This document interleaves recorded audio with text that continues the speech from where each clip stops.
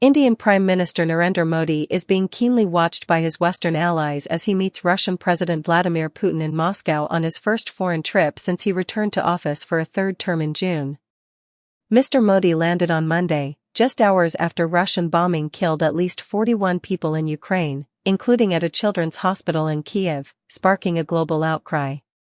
Photos from Moscow showed a beaming Mr. Modi hugging the Russian president.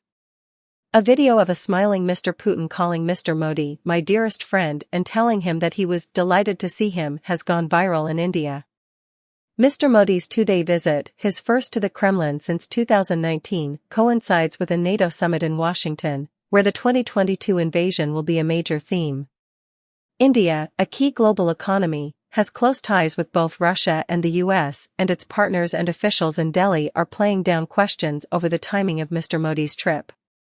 They say the annual summit is part of a long-standing strategic partnership and its scheduling has nothing to do with the NATO summit. But a sour note has been struck with the US expressing concern. State Department spokesman Matthew Miller urged Mr. Modi to emphasize Ukraine's territorial integrity during his talks in Moscow. Mr. Miller also said the US had raised concerns with India regarding its relationship with Russia.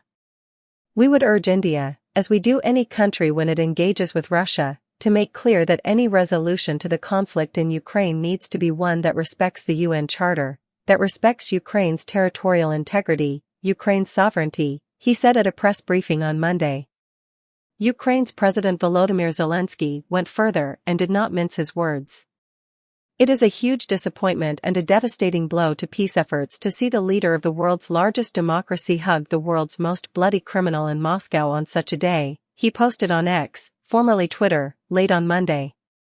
The NATO summit in Washington, which begins on Tuesday, is being held to mark the 75th anniversary of the Western Defense Grouping, which was mainly formed as a bulwark against the then Soviet Union after World War II.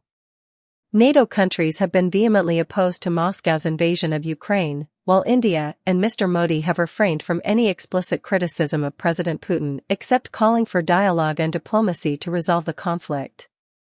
As Western nations try to isolate Moscow by imposing sanctions, President Putin has been having summit-level meetings with leaders of key nations like China, India, Turkey, and others.